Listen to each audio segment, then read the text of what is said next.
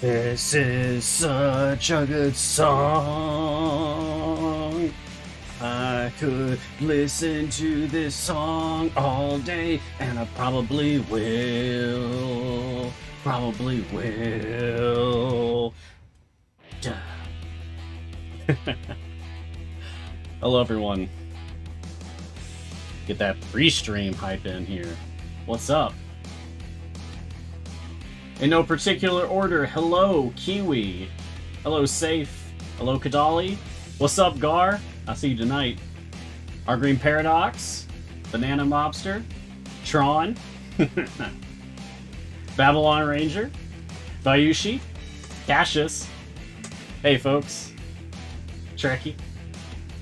Good to have you. I'm so glad y'all could join me for Idle Champions, oh yeah, of the Forgotten Realms.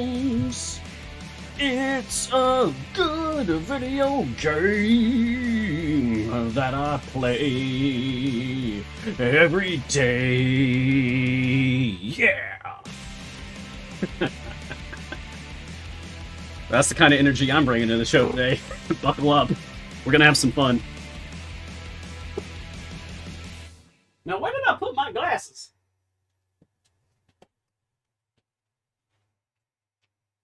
There they are.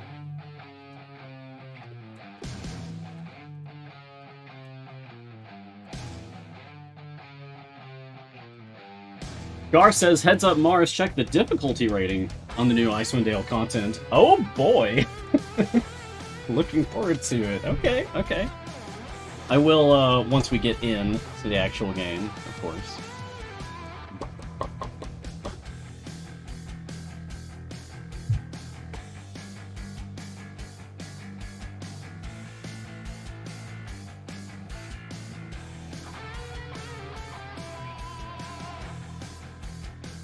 Hey, Noxanguis. And hello, Dunk. Still got a minute and some change to burn here.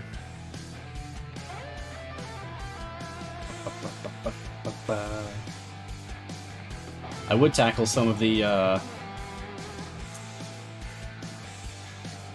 leftover questions from last week, but we don't have any. Oh, we don't have any leftover questions. I got them all from last time. That's rare for me, with how chatty I am. But sometimes I do it. And I do it well.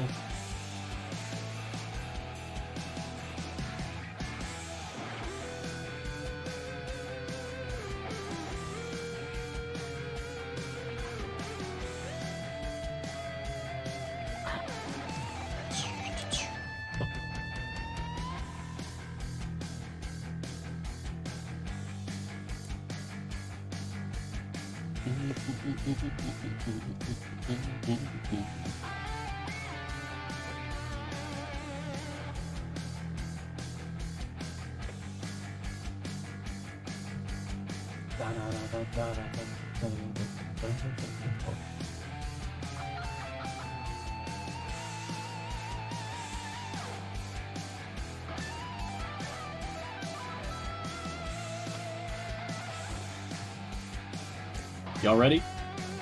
Here we go. Episode 80. Woo! We doing numbers. Alright. And cheers. So, Greetings, champions, and welcome to Mars Guiding Hand. I am Mars, and this over here is Idle Chambers of the Forgotten Realms, a free-to-play, officially licensed Dungeons & Dragons formation strategy management game from Codename Entertainment. On this partner stream, we take a look at the latest content. You got a little teaser of that right there on the screen at the moment. Icewind Dale Rime the Frost Maiden, Part 9. We discuss strategies, and we answer any questions that you may have about the game. So, get cozy, get a cup of tea, snack, what have you, and join me for a couple of hours. We're going to take a deeper look at all things Idle Champions.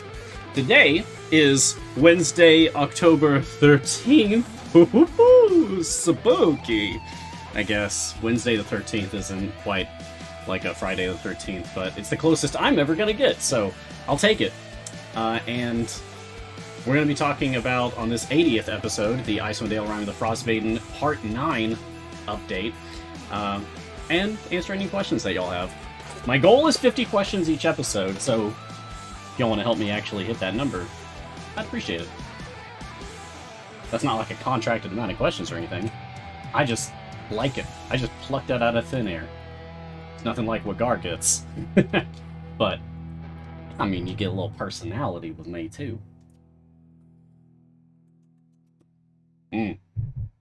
Question. What is question?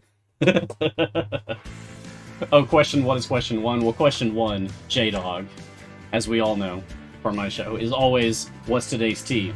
Today's tea is actually, here you are, Cucumber White from Tazo. A white tea. It says, revive with an infusion of white tea, real cucumber, and lime peel. Caffeine level 2 out of 5, it says. Which, very light. I'll be honest, I don't taste cucumber in this, but it goes down real easy. Early start today? Nah, this is normal time. 4 to 6 Eastern, which is 1, 2, 3 Pacific time. Yeah. So, we are going to go ahead and, nope, not that, we're going to exit this.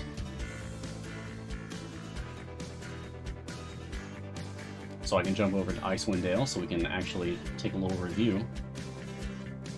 Man, I'm so excited for whenever we get more Wild Beyond the Witchlight.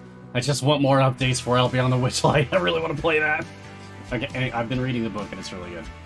Okay, so all the way over here at the Regid Glacier, we've got cold as ice, willing to sacrifice our love. Continue to hunt for the clues of the rite of the Arcane Octad while the pressure mounts from all sides. Must have completed the Netherese Necropolis. We did. Complete area 550. Okay, speed potions today. Got it. No restrictions, 1100 gems, some Moral Favor, and yep, standard formation. Alright, let's go. And before we go any far at all, let me go ahead and turn... Give me normal, and yeah, that's fine. Alright, great. We're going to turn off auto reset for Modron automation. Okay. And we're going to take away the familiars now that they have leveled up everyone, so that we have a better opportunity to just enjoy the dialogue, the portraits, the background art, and the monster art. That's why we have Kingsport, the awakened penguin, is hanging out with us. Black Sword Cultist. That's cool. Watch yourselves. Sensing the power of the undead here shifting, something else is coming. Can my old bones not rest in peace? A ghost! Everyone watch yourselves.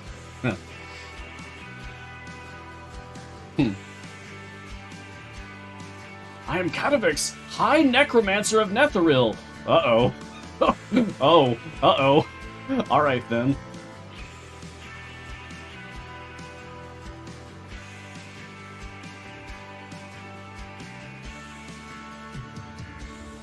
Cool.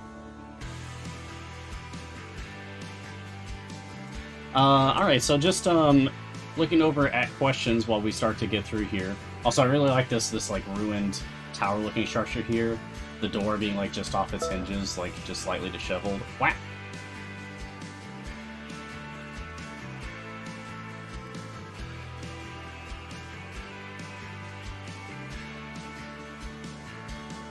Oh.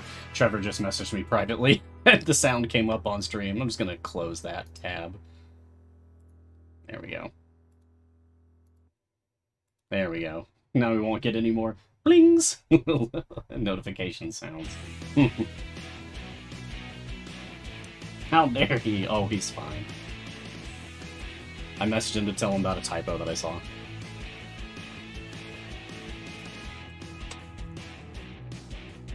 Have we already...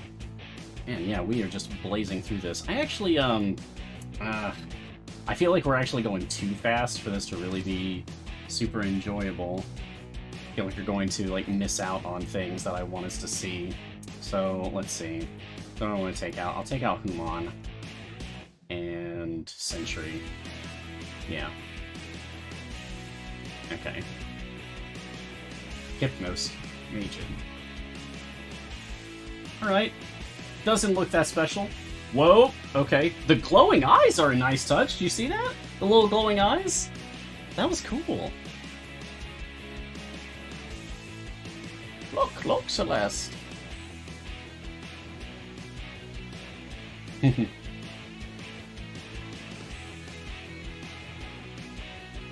Right, so, I was going to glance over at the questions that we already have piling up.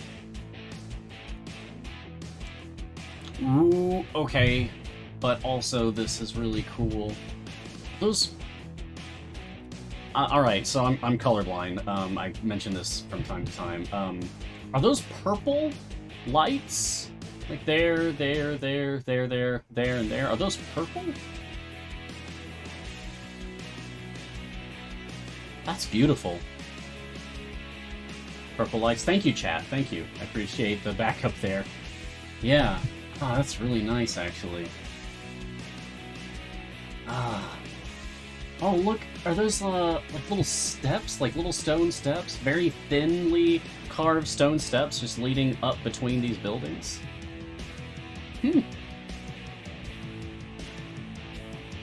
I appreciate the little details that really make these scenes.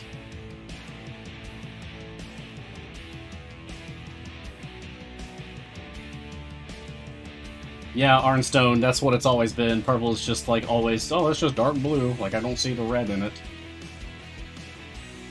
That's very purple, though, I can tell. Oh, look, we've got the different tiers of backgrounds here. Again, we've got, okay, the floor that we're on and the columns, right? And then behind that, like, is a second background that's moving at a different speed with the buildings. And then behind that, in the distance, we can just barely see back here, that's moving at a different speed with those hills and the starry sky. Yeah, parallax scrolling. Yeah, it's really good. It's really good. Wow. Beautiful. Great work.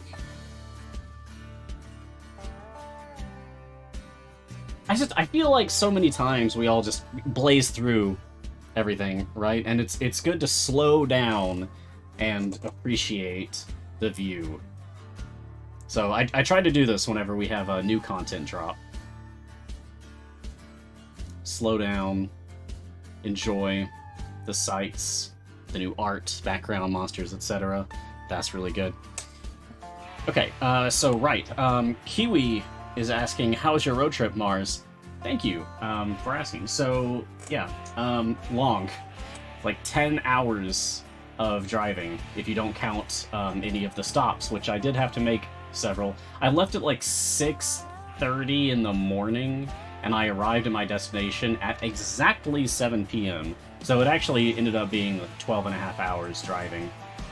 That's a lot of driving! But along the way, I had some really great views! Ooh! Get out of the way, dialogue! Oh, it's the Spire of Ariel Arthas. It must be the Mythalar. We're so close. cool. Wow, yeah, look at that. This reminds me of when I was a kid. One summer when I was a kid, staying at... Whoa, and that... Okay, I guess that's the Mythalar now, just boop, showed up. It waited patiently for the dialogue to finish, and then loaded in after the dialogue. That's strange, but it is quite a sight to behold. Wow. But anyway, when I was a kid, one summer, playing in the woods, my friends and I, just running around, found, like, a thicket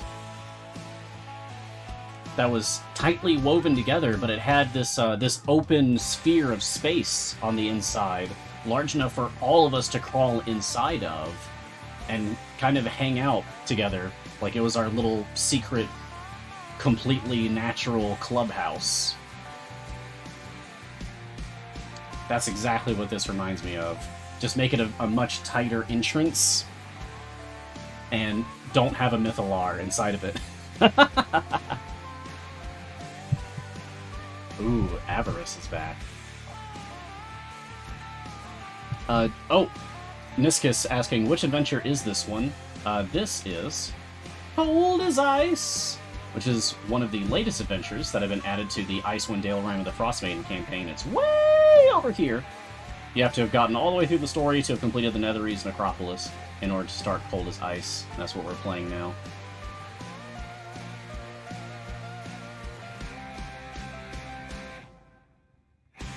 This is really cool.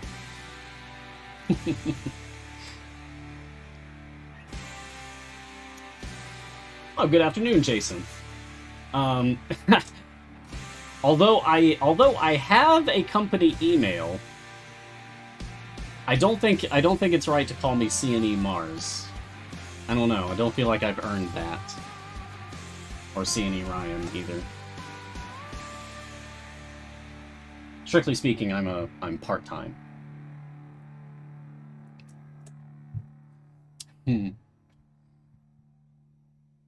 Why am I not using the Havilar skin? Oh, I'm going to. Don't you worry. We are going to be talking about the Trials of Mount Tiamat. We are going to be showing off that new Havilar skin. Just not quite yet. I want to get through these first 50 areas, and then while we are burning through the other 500 areas to clear this adventure... Oh, I like that, Gar. Part name for part-time. That's funny. Yeah, while we are clearing the other 500 areas, I will put that skin on. Kronj asks, have you or the community decided yet what the acceptable max you should spend on scales to make items legendary? I haven't seen discussions about an acceptable maximum to spend. Because ultimately, you want to be spending enough to actually get the achievements done, right? Oh, Avarice teleported away. Again, of course. So, like, my highest is currently level 7, and there's still another one for level 8. And then probably level 9, and then probably level 10. And maybe it stops at level 10? I'm not sure. Oh, Bigby's hands. Living spells.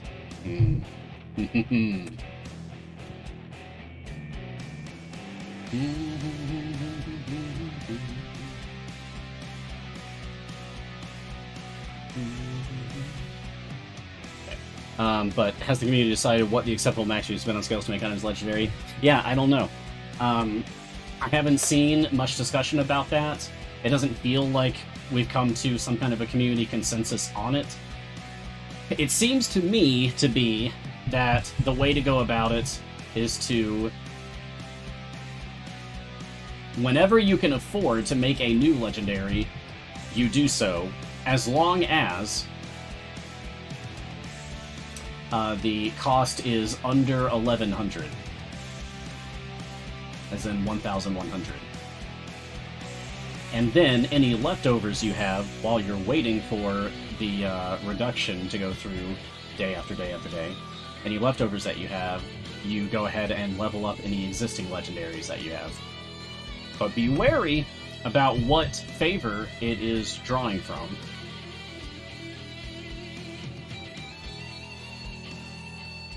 Yeah, exactly what Gar just said.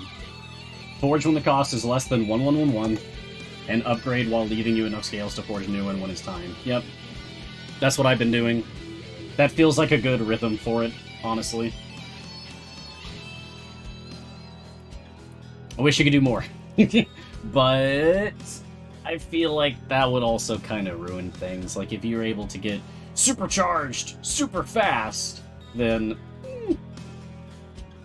it oversimplifies everything at that point.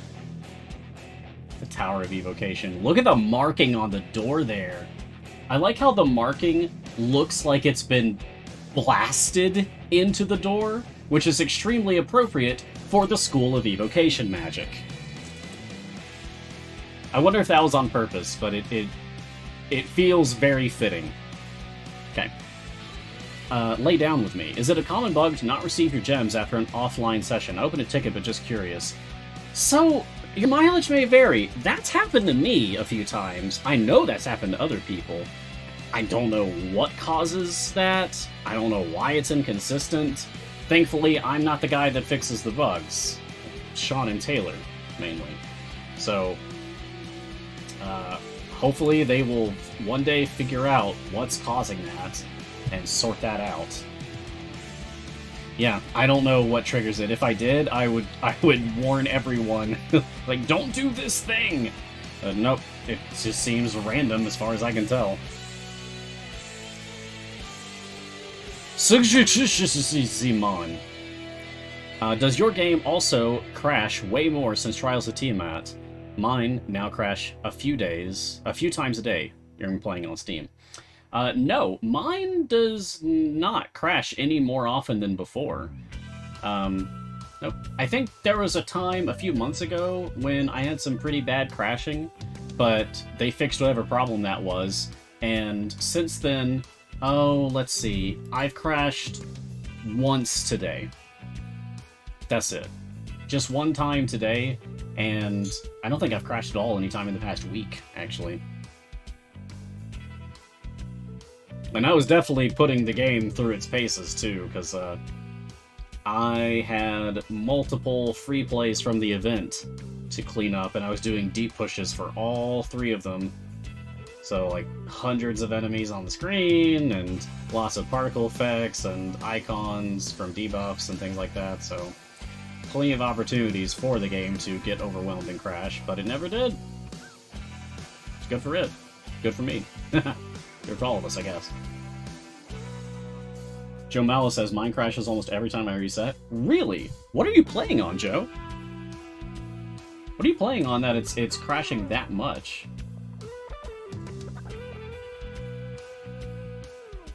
Like platform or device.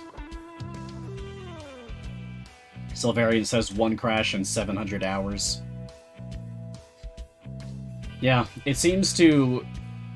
I don't know. It seems to be more or less random, and also depends on what platform you're on and what kind of device you're playing it on. Like if you're on PC or mobile or something. A potato and a dead hamster. Yeesh.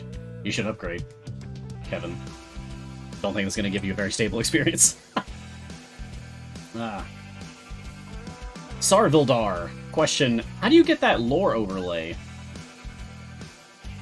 What? Sarvildar, if you're still here, clarify, please? Lore overlay? Not sure what you're talking about. Do you mean... Do you mean the dialogue?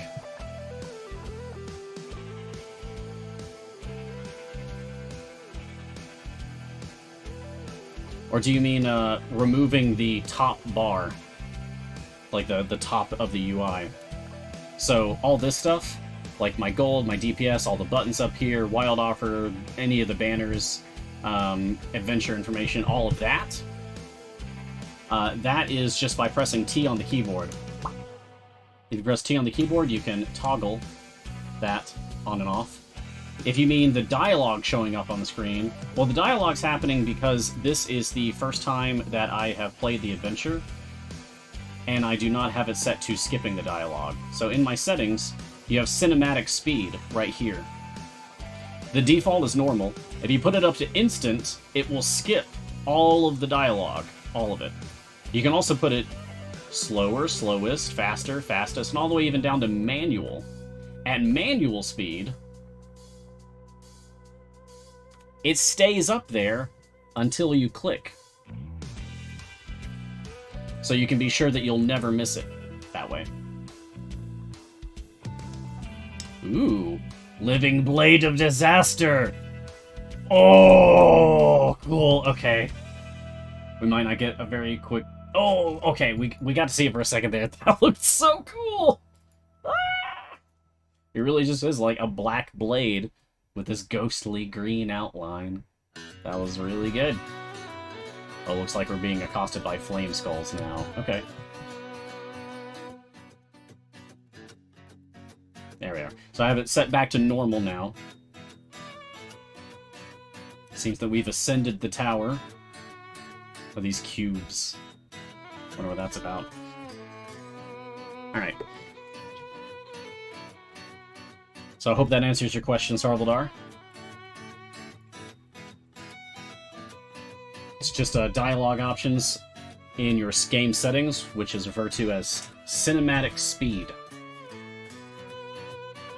Nessie Keys. How can I see all of my champions on screen at the bottom? That is also a settings question. So if you go into your settings, down here, narrow bench boxes. This is the one you want. If this box is checked, then all of your champions' portraits will appear kind of scrunched up so that you don't have to scroll back and forth anymore. They'll just all be there. It's very nice. Took them 4 years to put that in, and I'm so happy it's here now. Treason 007. Hey Mars. Hi. I noticed that when I go to settings and adjust my volume or even mute the sound and then save it, it does not take effect at all, and the sound continues on at the same level it was prior. Have you seen that problem before? No. I have seen that problem for the jukebox. The jukebox specifically never seems to remember my settings for the sound. But for the sound effects, the music, and all that, that has always worked for me. That has never not worked. So if you are experiencing that issue, I would send in a ticket for it. Whoa, that's a lot of gelatinous cubes. Oh, the cubes! The cubes that were in the alcoves came to life and attacked. In the back of my mind, I was thinking, like, they kind of look like a gelatinous cube. Okay, that's really cool. I don't think we're ready for this jelly. Alright, so now we are through the basics of the adventure, all the interesting stuff, new art and all that. So we are just going to put on Speed Potion and blaze through this with my speed team so that we can get on to doing other things. Pardon the blinding speed, but I really do want to get to the other new content. So while that's going, I'm also going to open up the Idle Champions Presents The Trials of Mount Tiamat. So, welcome everyone to ICP2! Idle Champions Presents The Trials of Mount Tiamat. If you weren't here for the first round of Idle Champions Presents, we had basically D&D celebrity folks who are, like, you know, tied to characters that are in the game, such as, well, Aaron Evans playing as Havilar, Mark Meer playing as Baylaw, etc. They got together to run through an original adventure, actually 2 of them, for Idle Champions, and it was all live streamed, and it was all like this cool in-game interactive thing where you get to, as players of the video game, you get to vote on different things, and your votes influence things that are going to happen in the D&D games that are going to be live streamed. It was extremely cool. and it's really exciting to have it back. So, if you haven't been paying attention, we are in week 1. We are on day 2. Day 1 was yesterday, and this was great. We had to vote between either Button or Puff. Now, I voted Button. I was Team Button. But you'll see down here there's a reward. Just like for this one. Day 2, it says the reward is going to be either a gold Averin chest if Averin wins the vote, or a gold Havilar chest if Havilar wins the vote. The vote being which champion gains a luck die at the start of the next episode. Just being like, here's just an extra like D6 they can use. Well, I would be remiss if I didn't vote for Averin, because I am thinking of having my character of Mars turning to a Warlock of Averin, because I think that could be a really interesting evolution of the character. So, whoop, there's one vote for Averin. That being said,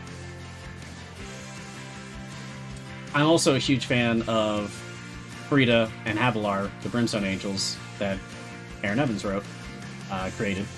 Havilar is extremely cool. I'm always using Havilar for speed teams. And also, like, I did a wood burning of Frida's portrait and sent it to Aaron Evans. So I feel like it would be remiss of me to not also vote Havilar. So I guess I'm a split vote for this one, because playing favorites is not going to do me any favors. In any event, whoever wins, there's going to be a prize. Here's the thing. The one you vote for doesn't have to win for you to get a prize. This was something that came up so much last time. People were always asking, like, if I vote for something and I don't win, I don't get the prize, right? No. You still get the prize. You still get the prize. So, look at this. I voted for Button. Button did not win the vote. Puff won the vote. And the reward for Puff, even though it's the same thing, I can still get that.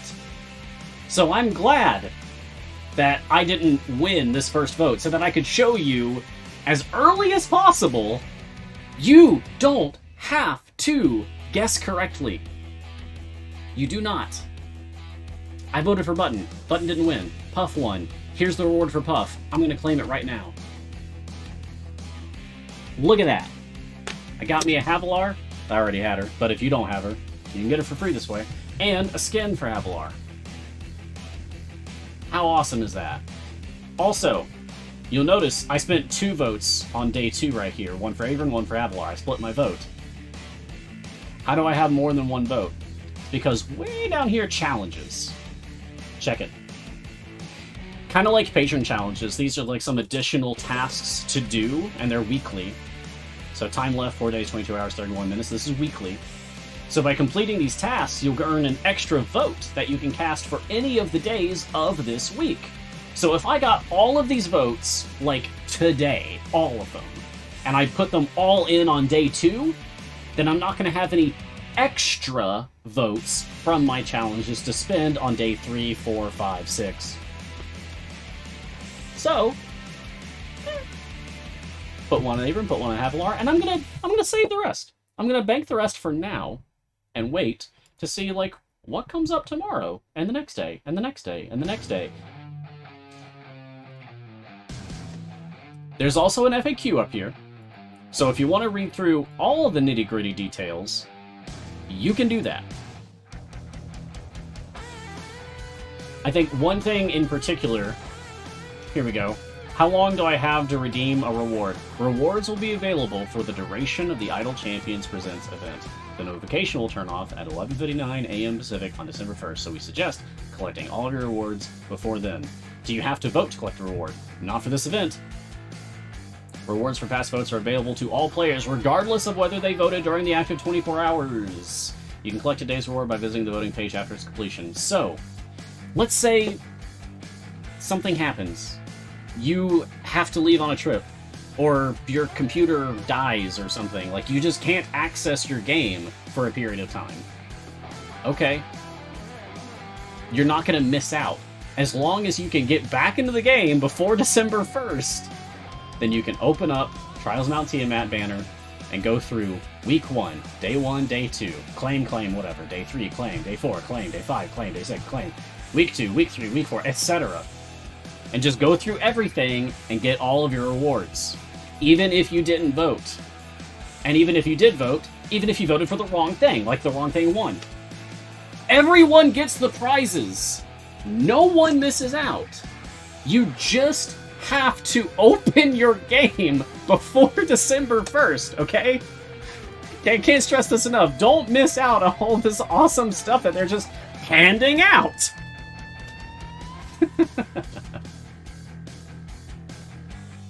So, the reason why you might actually want to open up the game every day, and you should, is because you get the chance to vote. If you only want the free stuff, okay, fine. I get it. I get it. I'm a player too. I started from the bottom and now I'm here. But if you actually want to have a say in what wacky shenanigans occur in this live play D&D game with, like, well-known people playing as their characters, Todd Kenrick playing as Averin, a character he invented, Aaron Evans playing as Havilar, a character she invented, who are both also characters in the game, for example. If you want to actually have a say in what happens in this story, you can do that. You just gotta open up your game every day and vote for the thing that you want. Remember, your vote matters for what happens in those D&D sessions. Your vote does not impact what the fact that you get to get a reward. It impacts what the reward is. Like for this one being a, you know, if Averin gets most of the votes for this, then you're going to get a gold Averin chest as your reward. If Havilar gets the most votes for this, then you're going to get a gold Havilar chest as the reward instead. Where is the vote thing, Science Guy? I'm so glad you asked. It's just right here. This banner, right here. If you don't see it in your game yet, close your game and reopen it, and it should be there. You should have a green button. It should start you on here, the overview page. You'll need to click on the Week 1 tab, and then we're currently on day 2, so you need to click on day 2, and either vote Averin or vote Havilar. Why did you vote for them each one time? Because I work with these people professionally! They are co-workers! And if I pick favorites, I don't think that's gonna go well for me. Yeah. So, that's why. I'll split my vote when I need to, when I feel the need to. And otherwise, yeah, I'll just vote whatever I actually want. Like, Button. I really like the idea of Button as the name for this Myconid, so I'm a little sad that it ended up with Puff instead. I really like Button. That's okay. Alright. And let's actually put Havilar in this awesome new outfit. Here we go. And let's put her in... Oh, let's put her in front. Yeah, that's better. Nice. Oh, are the imps dressed up too? Why, I believe they are. Yeah. Yeah. Ha! That's cool. Nice touch. Nice. Alright, more questions. Sarvaldar, question. What do you think, Averin or Havilar for the trials? Well, I'm split vote. I'm split vote because I work with these people. However, if I was speaking from, like, I don't know, an optimization perspective or something, yeah, I would go with Averin. Havilar's main use in the community, it seems, is as a speed champion, and her speed mechanic does not rely on her gear whatsoever. Averin, however, is an extremely strong support and is definitely part of the metagame and has been for a very long time now, and I don't see that changing anytime soon. So, I would vote Averin. if I had to only pick one. J-Dog, did you transport to another plane? Oh, for my clubhouse as a kid? If I can be honest, it felt like it. I feel like that was one of the more magical experiences of my youth growing up. Like, real talk, it had that touch of little kid magic to it. Kind of the same vibe you get from watching Stranger Things. Like, oh yeah, they're off on this wild adventure and it's dark and scary and all that, but it is a magical adventure. It had that same feeling to it. Yeah. This is heightened by the fact that we never found it again.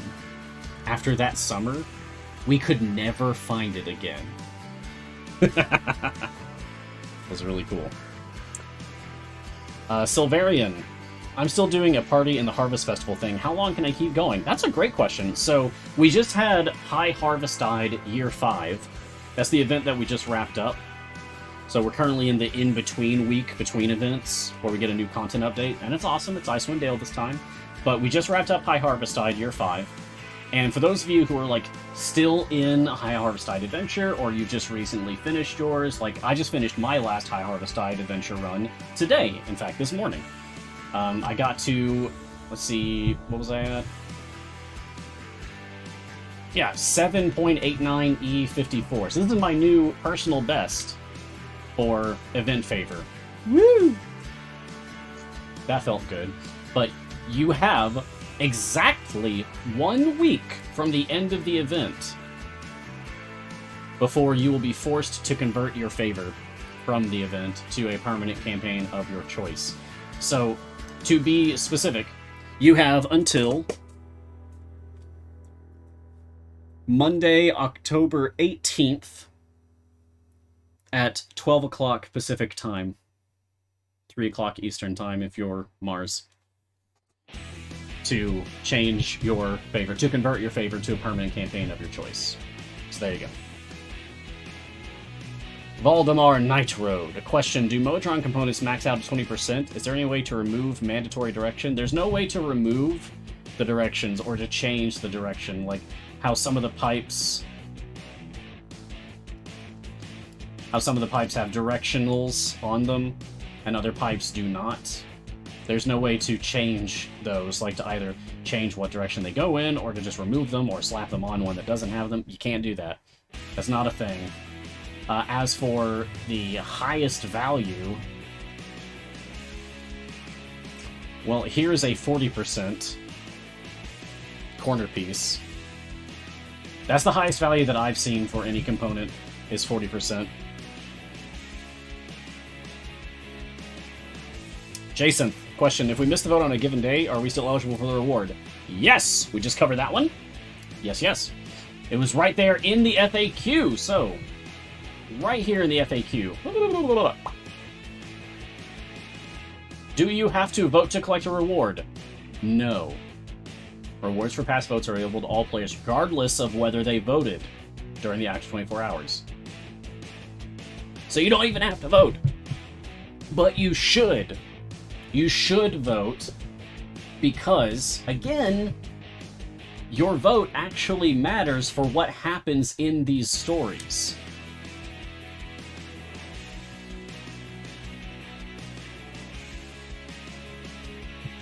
Oh, Rack It Up is asking, I noticed you didn't power up all the buffs in my Mojang core. Why not?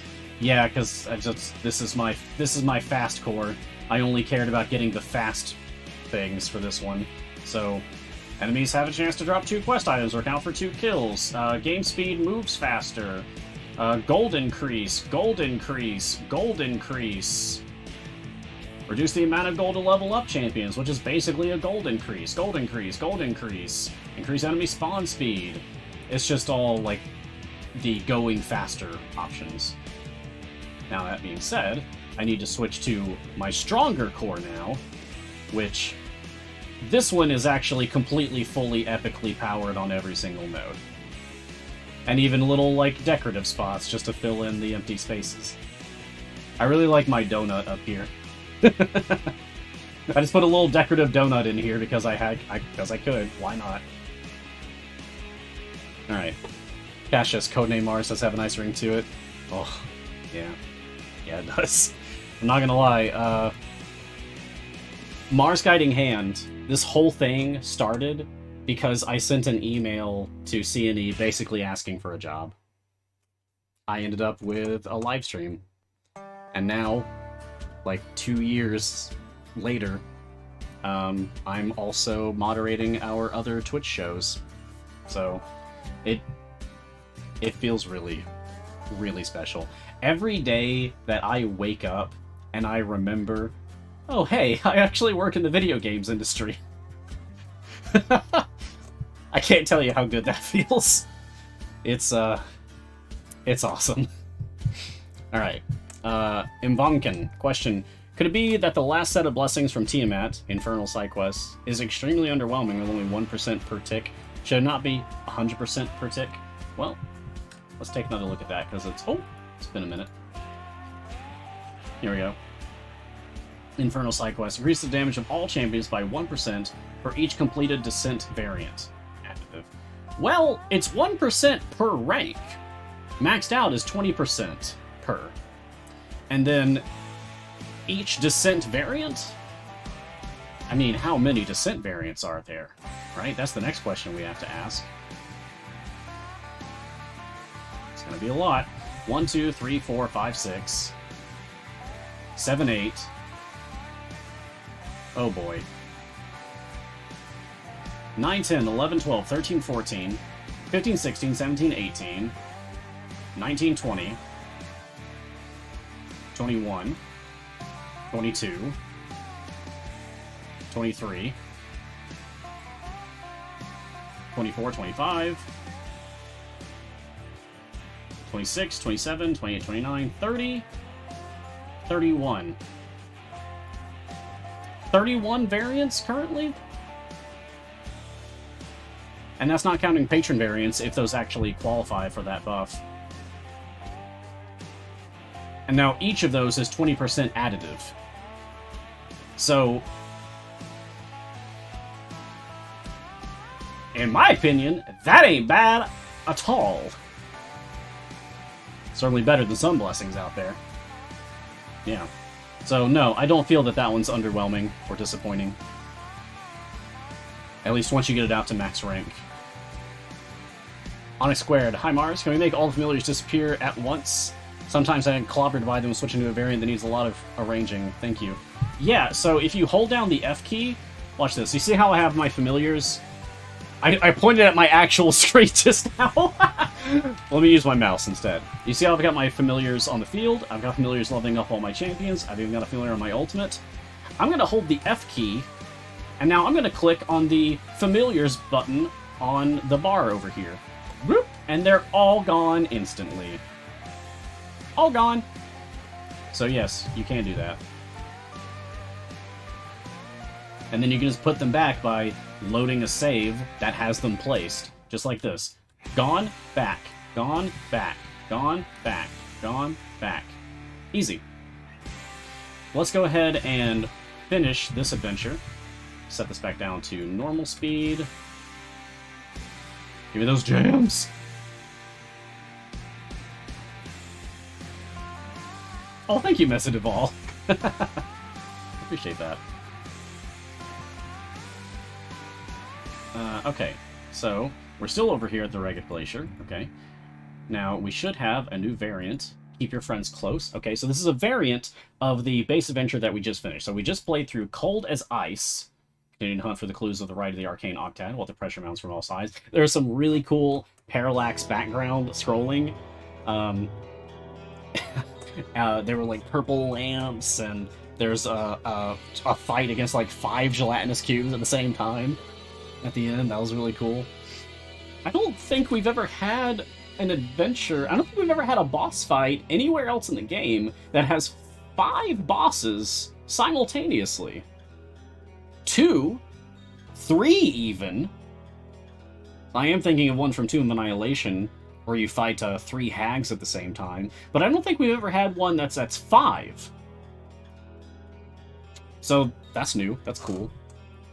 But we have a variant now for that one. Keep your friends close. Continue to hunt for the clues of the right of the Arcane Octad while keeping Kingsport a bit closer this time around. We have to beat Area 575 for this one instead of 550. It's 575. Kingsport, the awakened giant penguin, joins the formation in an effort to not have him fall into a trap this time. In Area 50, the other gelatinous cubes are invulnerable until the one with Kingsport in it is destroyed. Enemies move 100% faster and deal 100% additional damage. Oh, interesting. So, at the boss fight against the 5 gelatinous cubes, one of them grabs Kingsport, and he's stuck inside of it. And you have to break that one before the others are even vulnerable. Interesting. Okay. And then Friends and Foes is our new adventures. This is what we're going to play. As the factions within Yithrin close in around the champions, they learn who is truly with them, and who is in it for themselves. Complete Area 575. Let's go! Let's go! Go, go, go, go, go, go, go, go, go.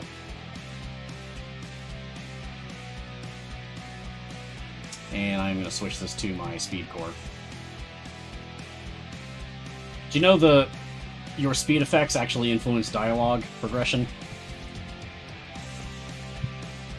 So the fact that my speed core is actually increasing the game speed is also making the dialogue go faster. Which doesn't really matter, of course. Sure, I'm just gonna grab things.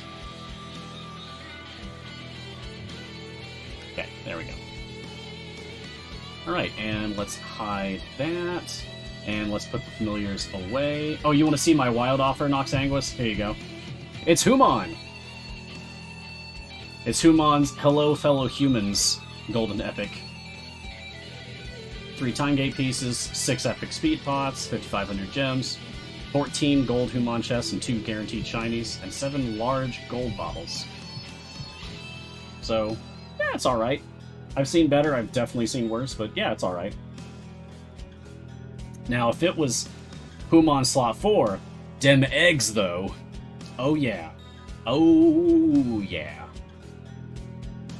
That's a priority. Okay, let's take the familiars away. Also because I didn't get to see that boss. I'm gonna go back. Ooh, mist is rolling in. That's cool. Okay. Oh, it's a Galabdur. Okay. Yeah, we've definitely seen those before. Alright, moving on! Dragavondo. Hey, Mars. Hi. Did you ever try to play with familiar attack sounds on? And how long did it take before you went crazy? 1 day! And I turned them off and never turned them back on. Yep. Yeah.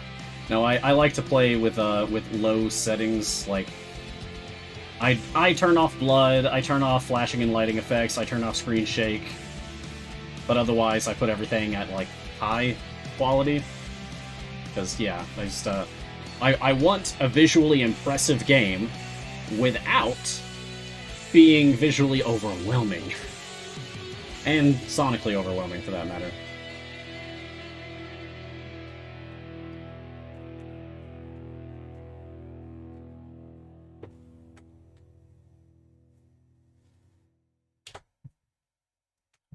Is this, Tower of Illusion? An illusion of Ariel the Frost Maiden is set to test you. Oh no, is she gonna do the big whammy move? Don't you do it. Don't you do it. Okay, we're good. Although I might be worried at higher stages. We didn't give the illusion of Ariel a chance to fight back, but if that illusion of Ariel is actually capable of, like, that snowstorm that hits your entire party, like that attack. Although I think that got depowered. I think they reduced the power of that move, like, at the last update for Icewind Dale. I'm not sure. Still, I think it's one of the best clips from Guiding Hand was the first time I fought Ariel, which was the start. It was the release of Icewind Dale. I'll never forget it, Nox Anguis. I'll never forget it. I walked in on that boss fight like, I'm not afraid of you! And then she wiped my entire party in a single attack. Right out of the gate. I'm afraid of you! That was a good day.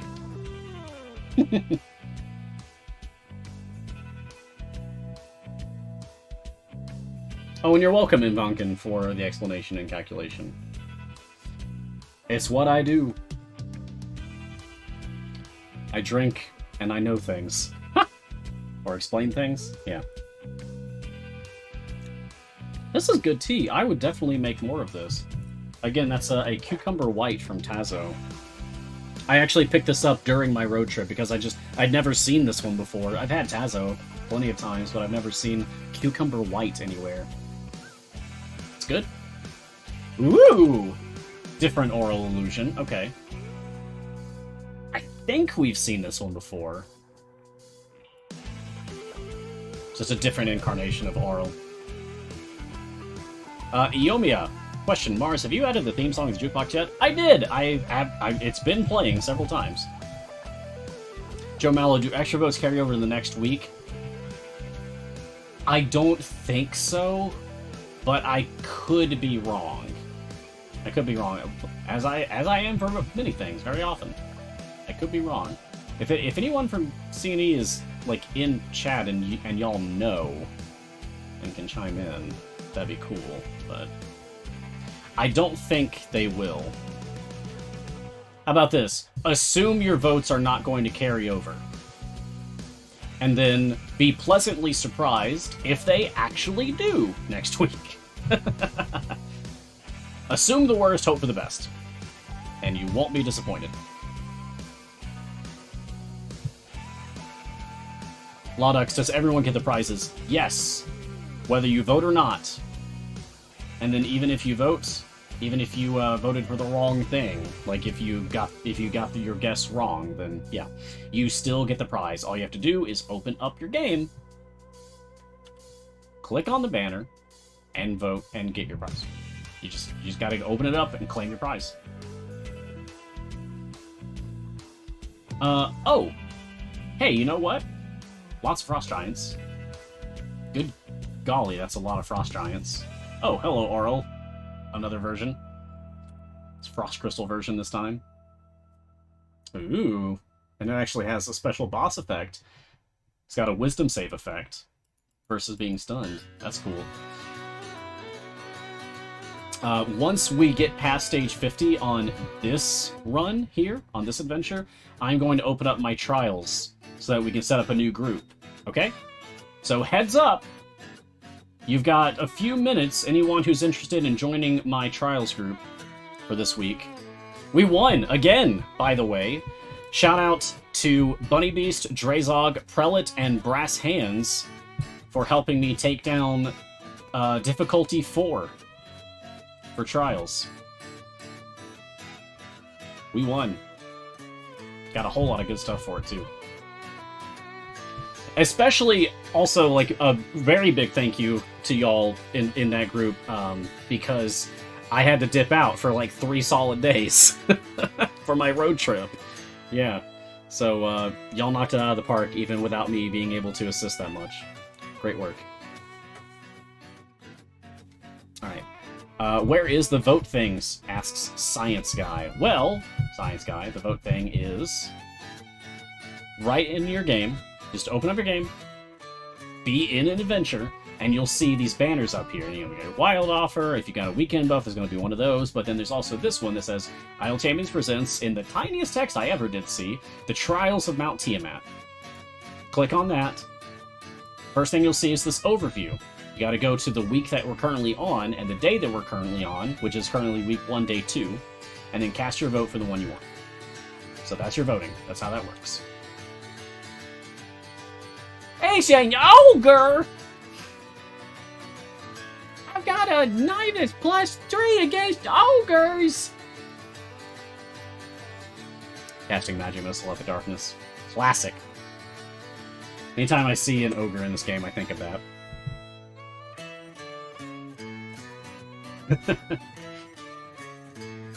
Jester, if you're doing a Patience challenge, do they count toward those challenges also? I assume you mean in regard to that Tiamat blessing. I don't know. I think I saw some chatter about people saying that it did. Yeah. Wait, if we just... Oh yeah, we just killed one enemy. The old Human Sentry Melf combo. Kill one enemy and instantly clear that quest. Very nice. Boop! There it goes too. Okay, good stuff. You gotta love when the speed champions work together perfectly. 25 enemies? No. One, actually. Just one is fine.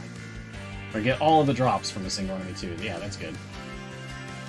Silverian, you did a recreation of that scene in film school? Oh, that's fantastic. It's a good video. Good scene. Timebo, who is your favorite character and why is it Human? My favorite character changes as often as the wind. My favorite character changes week by week, day by day, hour by hour. Right now, my favorite character is...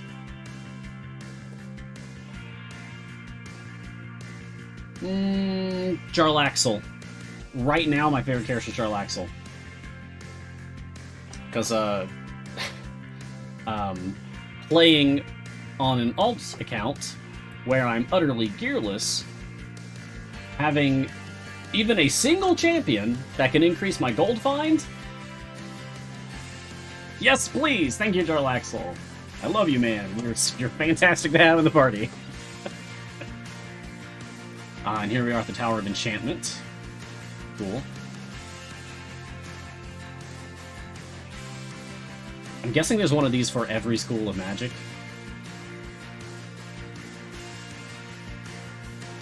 Dirty Toes B. Why do you only have some of your Mudgerm core completed? Their strategy to that, Dirty Toes B? No. So, you only really need one core completely maxed out. And then, like, that's the core that you're using for your active party when you're trying to do a deep push, right? My fast core isn't my deep push core. It's not going to give me as much goodies as my modest core does. So I want only certain things to be maxed out for my fast core. What? Wait a second. Hold up. Hold up. Dialogue. No, y'all ain't getting away from this one. Hold up. Spoilers! Okay, so Area 35, and again, we are in Friends and Foes, one of the new adventures that dropped today for Icewind Dale, where I'm the Frost Maiden. A colossal ice method shores up the assault of its smaller kin, and the gargoyles take advantage of the overwhelming odds to throw themselves into the fight! Celeste, that's the last of those methods taken down to ice crystals. We need to move. No, Valine, hear me, please. Celeste, it's alright, I understand. We need to move into the tower quickly. Nalia was right. The Drow will have had free run of the city by now. There's no way we'll find them. And if we collect the last piece of the right, we'll have something Gilsepec needs desperately. One way or another, we'll be in a position to deal with the Drow. I promise we'll get Professor Scant back, but for now, completing the right of the Arcane Octad is our only priority. I think we have another priority just slightly ahead of that one, Xeraphon. Explain yourself. If you want to work with the champions, you'll tell us what's going on, or you can fend for yourself in Ythryn. I understand. The truth. Here it is. You see, I was a prisoner, as I said, and was experimented on by my Netherese jailers, who sought to emulate my shape-shifting ability. I was able to tap into the thoughts of the Professor Orb when Valine silenced and sequestered it. It seemed a prudent thing to do to gain your favor. Thank you for your honesty and for your aid to us. Being able to lean on Professor Scant's knowledge without dealing with Professor Scant has probably saved us time and truth. Thank you, Celeste. Thank you, everyone. And I promise I will repay your kindness any way I can. Ooh. That's a doppelganger. So cool. Wait, doppelganger or changeling? Anyone who's actually, like, read through the Icewind Dale book, do you know if Xeraphon or Zero Fun, as Garwar is suggesting is the pronunciation? do we know if that's actually a changeling character or a doppelganger? because there is a distinction there. Either way, really cool.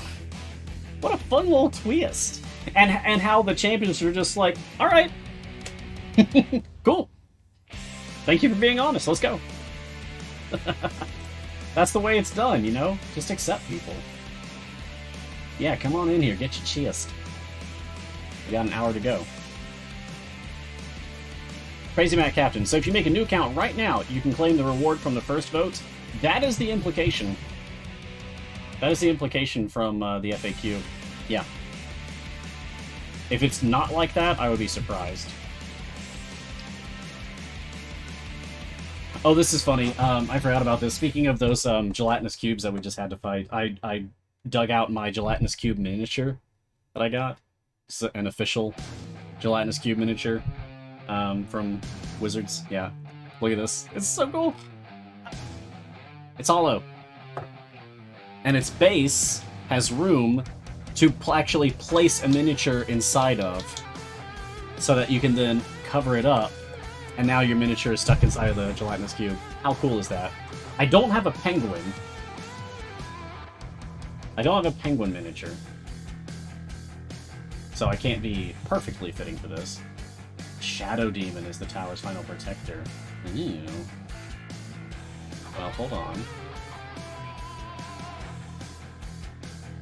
Oh, cool. So it's like it busted out of the icy throne back there. That's cool.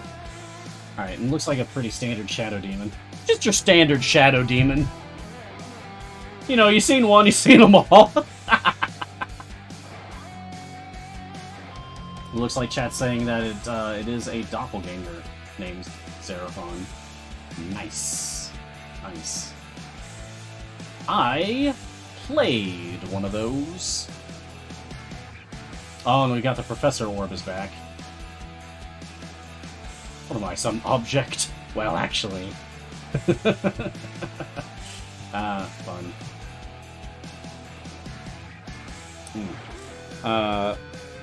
What was I gonna say?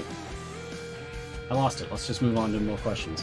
Octis's question, what's the drop chance for the time gate pieces? Oh, okay, so yeah, people ask about this from time to time. So a time gate piece, to just answer your question as strictly as possible, you're asking for the drop chance of a time gate piece. It's 5%. There's a 5% chance of a time gate piece dropping. However, there is also a 5 to 6 day cooldown timer between time gate piece drops. Okay? So you can't just farm up like a ton of them in one day. It doesn't work like that. You'll get basically one a week from drops.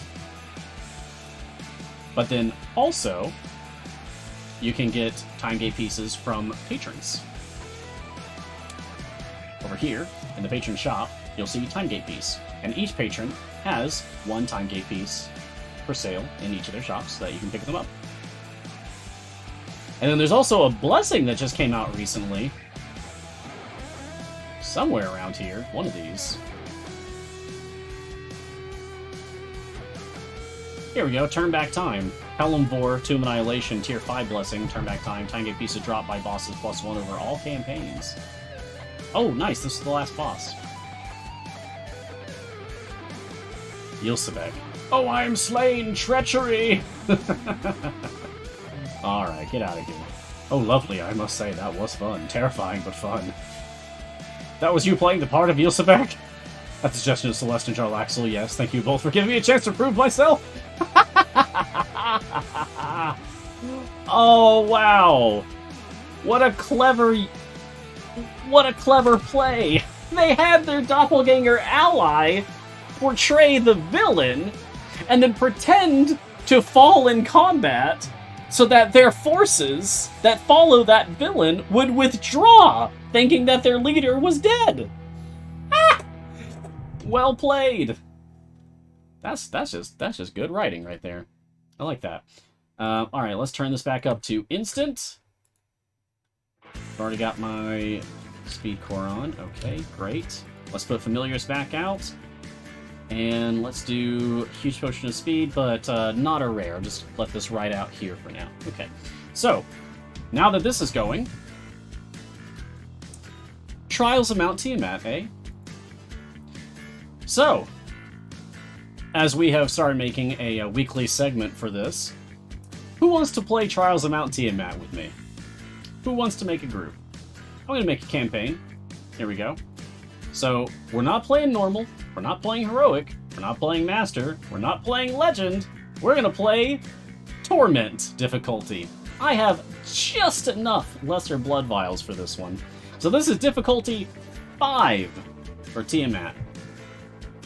Oh boy. Bring your A game, anyone who joins up. I'm going to play Plains. I'm going to take Makos with my 777, 77.7%. And your campaign join code is X as in Xeraphon, G as in... Champion name starts with G. I can't think of any. L as in Lucius, and the number 2. Oh, yeah, G as in Garwar, there we go. So Xeraphon, Garwar, Lucius, and the number 2. Grim works. Thank you. Grama, of course. Alright, Xeraphon, Grama, Lucius 2. Yeah. Or for that matter, are there Icewind NPCs that have the letters G and L? It's not... Yeah, you gotta move that quick. I mean... One day, Gar. One day. We'll make it. One day.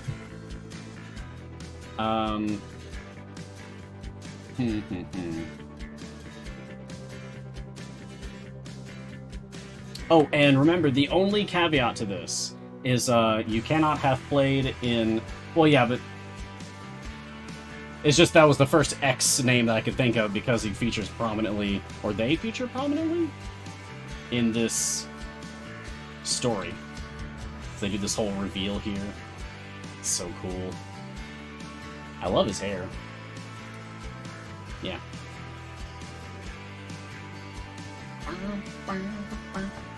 So, sure, X-Ray. I mean, anything with X works. Yeah, X-Ray, Garwar, Lionsbane, number 2. Oh wait, Xander? Yes! Yes, that's it! Okay, yeah, take it all back, Xander, Grama, Lucius 2, boom! Nailed it. Thank you, Reaver, for reminding me that Xander exists.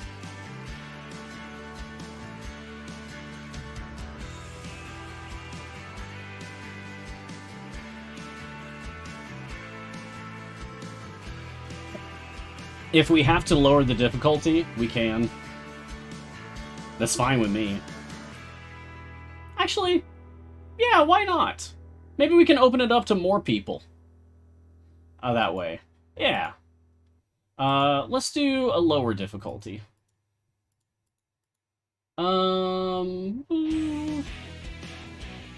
Should we just do normal? Let's have fun. Alright, normal, so like anyone can join this one, right? Alright, it's MJMK. So that's gonna be... Oh, golly, who starts with M? So this is where having my own,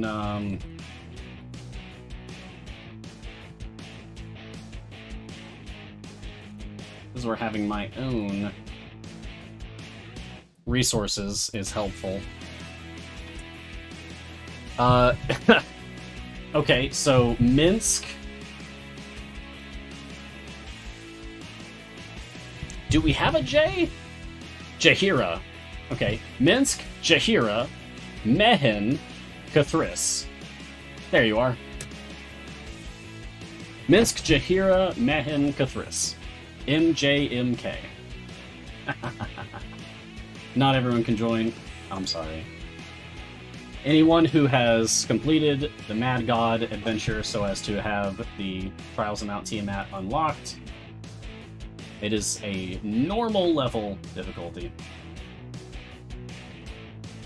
So this should not be too much to ask for from people. Should be a pretty straightforward one. I feel like I could beat that solo. If Gar can beat normal mode solo, I can on my account too. Yeah, gotta be.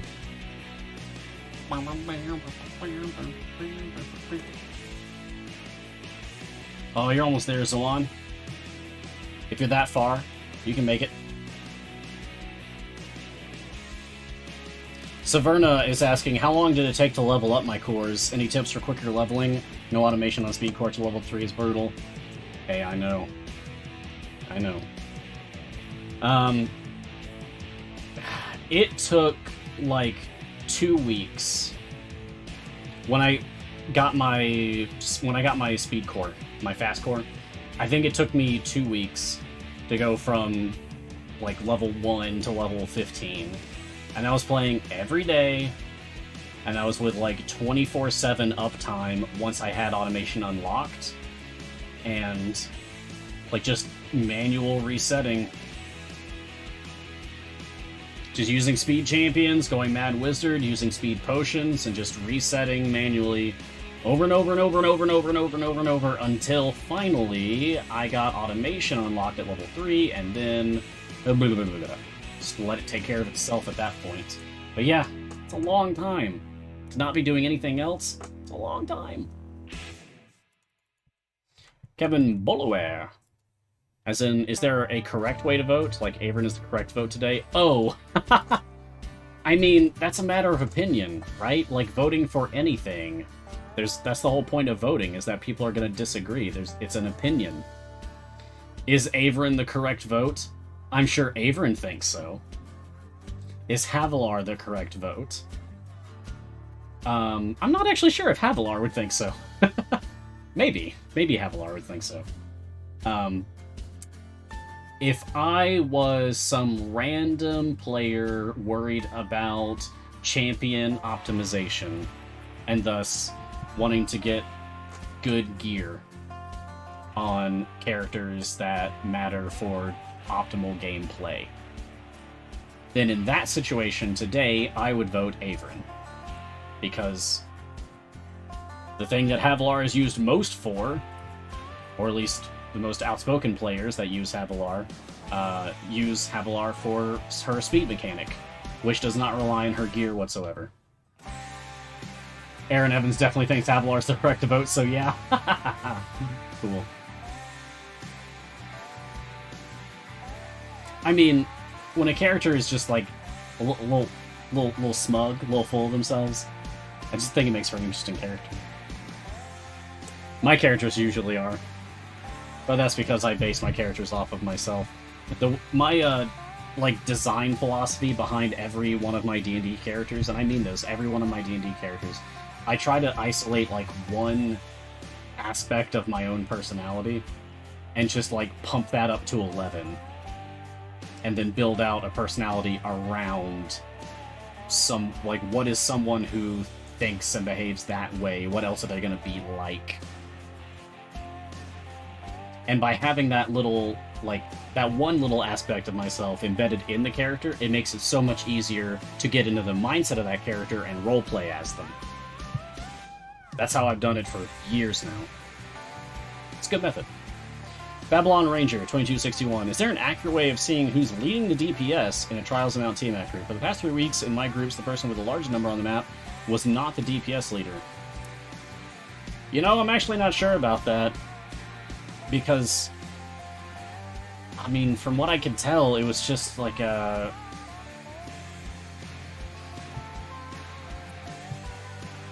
Like, at the end of a Trials of Mount Tiamat run, you have a results screen, and that shows you definitively who was the top DPS contributor, and then second, third, fourth, fifth. But until that point, it just seems like You just gotta compare numbers, but then also accept knowing that, like, those numbers can change. Oh, that Oral is capable of the Ice Storm! We just saw it happen just now. Hey, watch out! Anyone trying this Friends and Foes adventure? That first Oral illusion fight? She actually does do the Snowstorm attack. Oh, yikes, this one too.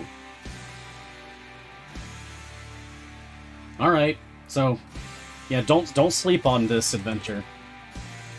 If you're not, like, fully confident that you can AFK clear this adventure, then don't attempt to AFK clear this adventure. Like, pay attention. And as Gar says, at least make sure you got a couple of tanks. Because that health share, that's going to help you a lot. Snobiger, Mars, is that a new Gearless account for yet another Gearless challenge of some kind? Yes, it is! Because what little was left of my sanity has fled the scene. Yeah, I started a new account over on the Codename Entertainment website itself. If you don't know, there actually is like a WebGL version of the game hosted on Codename's own website that you can go play. So, I started playing that one on a Gearless account with the intention of playing only the Core 12 champions and playing all the way up through unlocking the Trials of Mount Tiamat and then seeing if it's possible to solo clear the lowest difficulty. Because I'm curious, like, if a player who only has the most basic characters that you start with in the game, if that player who has no gear whatsoever can beat Tiamat solo, then literally anyone can. At that point, anyone can. Because that's scraping the bottom of the barrel in terms of, like, what resources you have available to you as a player of Idle Champions. If I can beat Tiamat solo in Trials of Mount Tiamat with a gearless Core 12 team, which, I'm gonna be honest, I suspect is not even possible. I don't think it's even possible, but that's not gonna stop me from trying. If it's possible, I'm gonna prove it. And if I deem that that's not quite right, you actually can't, then what I'm going to do is pivot, and I'm actually going to start unlocking other characters, but still keeping them gearless. I'll start with evergreens like Hitch, Dritz, Dazaka, Okoria, Rhea, Dragonbait. And then, if necessary, I'll also pick up event champions. But I'm still going to keep everything gearless.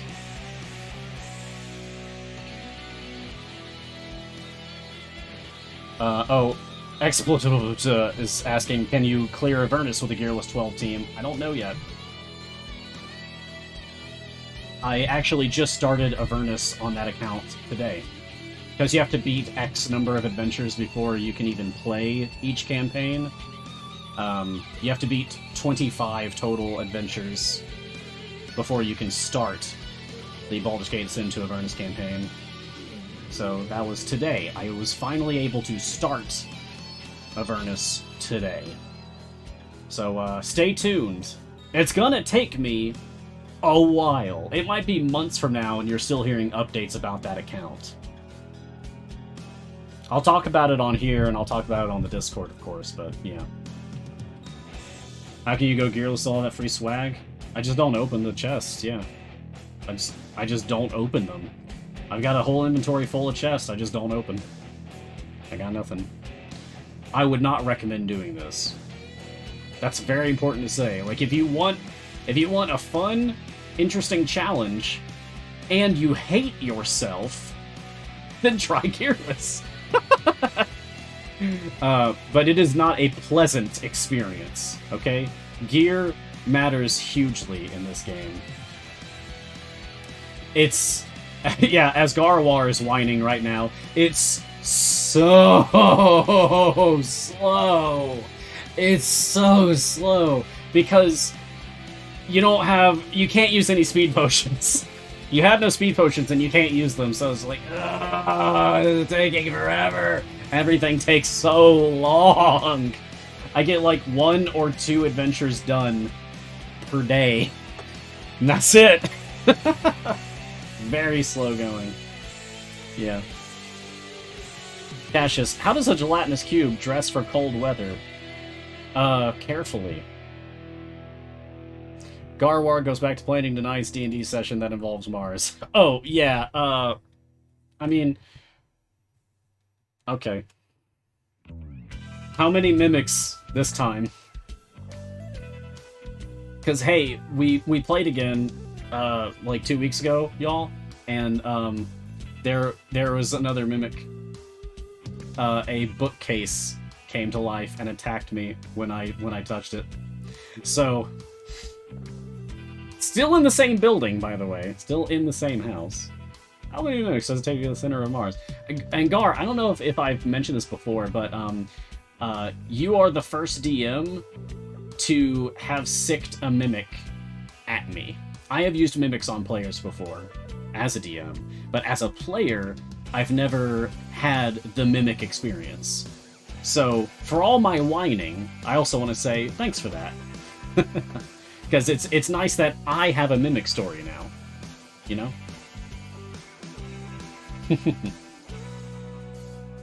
Saverna. Question, my base team and Evergreens are all epicked out. Nice! Congratulations! Yeah, it takes a long time. Should I keep prioritizing opening gold chests or adjust my gem investment to feats? So, Gar and I collaborated on a resource for that, the Gems Visual Aid. That being said, it's probably outdated. At least for accounting for all the things that are purchasable for gems. But the core strategy that is outlined in there is still applicable. Oh, thank you, Sini. Thank you. I haven't even mentioned... Oh my gosh, I'm so sorry. I have Sasha and Martin helping me as mods today. I'm sorry for not mentioning you earlier, y'all. Sasha and Martin are my mods today, and they are the ones who have been collecting your questions and posting helpful things to the chat from time to time, so thank you for what you're doing. And keep the questions coming. We're at 40 so far, and I'd like to get to 50 if we can. So, come at me, bro. With questions? Sure. I'm gonna switch my core now to my Modest core. Every time I have to say that, I think of Modest Mouse, my favorite band. Modest core. Modest Mouse. Anyway. The decorative. Question, in a free play, is the patron currency linear, or do I earn additional patron currency from certain levels? The patron currency linear... oh, yeah, it is. You get 2 currency per stage. That's it. That's it. It's 2 currency per stage. Easy. Expletive. Can you clear a Vernical Gearsol team? Probably not, but I'm going to find out for sure. We did just get a big level cap increase after all, so let's leave worth a shot. Is this full gearless or blues like Gar did? Full gearless, Jason. Utterly no gear whatsoever. Because I've lost all control of my life. Penlair, question, newbie here. Welcome! Glad you could join us. How long do you usually spend on a run, on a deep run? I mean, it can vary wildly. For clearing a brand new adventure like this one, an hour or less. Because I'll throw on my speed team, throw on speed potions, have my speed Modron core. Basically, just going fast through a variety of means. Thank you, Sandy. Thank you, mods, for posting the command there for the how to go fast. And then I get it done in an hour or less because I have to for the sake of my show. Because it's a 2-hour show, and I usually have like 2 adventures to show off, so I gotta get it done in an hour or less. I must, in fact. For when I'm gem farming, going through like Mad Wizard, you know, I haven't timed it in a while, but I think it's like 20-something minutes best case scenario, I think you know what? I'm gonna have to time it again. I don't feel confident about that. But I think it's like 20-something minutes to go to like stage 530 and reset, 530 and reset, 530 and reset. I think it was like 23 minutes. I'll have to recalculate. I'll have to get a timer and do that again though. And on a deep run, days sometimes. Sometimes it can be multiple days. Because I will want to push up as far as possible. And that can be like stage 1100. That seems to be the highest that I can get to now is 1100, 1100. That can take a few hours. Because even with my full speed team, they're going to peter out at around 500 to 600. So at that point, I need to switch to like an actually like optimal team for deep pushing. And so now I'm not going super fast anymore. But I can put on speed potions at that point and still save some time. But overall, just getting up to the wall there can still like take hours. Then I would be looking to set up my Orkira stacking by going like back to the first stage, setting up Orkira, Artemis, Archon, lots of DPSs, Narak, and just trying to get Orkira's healing stacked up as high as possible, which is like 1e20 for me. That's where I usually stop, is 1e20. That can take like an hour, even with speed potions on. Then I'm going to have to go like back to as far as I can and start setting up my Baloth stacks by purposely letting each member of my team die.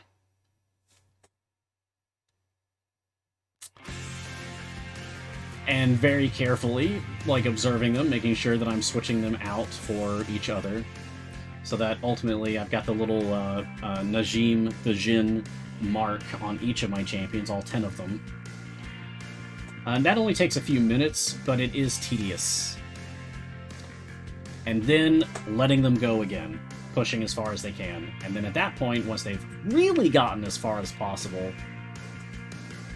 setting up for an Azaka farm, and then letting the Azaka farm run for anywhere from 10 minutes to an hour. No more than an hour. So, all that being said, if I was to sit down and do that, all of that in like one sitting, yeah, it would take me a few hours. But I usually don't do all of that in one sitting. I'll do that in like stages to take breaks.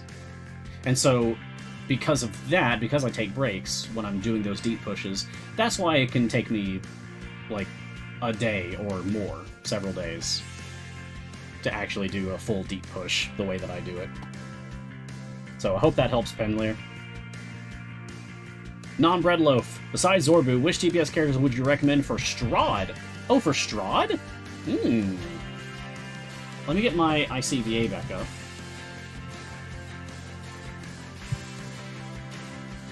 Open up that link, go over to my Patron's visual aid, because this one, very hopefully,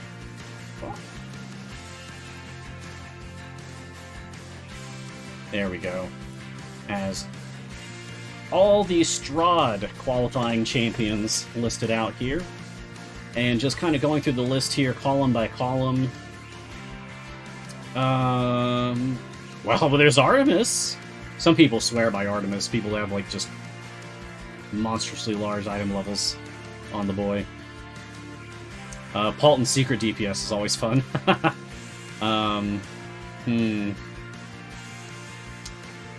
Has anyone actually tried doing Prudence DPS for Strahd? I haven't, and I haven't heard of anyone trying it. There's Ashara, of course, the best DPS in the game currently, but you're at the mercy of your champion selection for Ashara. You really need like full options for Ashara, and you don't get that with patrons. So maybe just avoid using her in general. Well, I know that there's at least one person in our community who would definitely say Krond. For sure. There's Cadibri, Frida, Jim. Well, Jim exists, so I guess you could do the Jimothy strategy. There's always that, technically. I kind of frown on it myself, but... Hitch. Secret DPS Hitch. It was only pseudo-secret DPS, because he used to be a DPS, and then they took away his DPS tag without taking away any of his DPS abilities. So he's still a DPS, he just doesn't advertise that he is. Echo, Strix, Birdsong... Strix... Okay, so other than Zorbu, try Hitch. Try Secret DPS Hitch. Oh, you can't Briv and Strahd. Oh, yeah, so no Jimothy there. Yeah, alright, good point. Yeah, give Hitch DPS a try in Strahd. I think you'll be pleased with the results. Untitled Champions of the Forgotten Realms. Untitled Champions.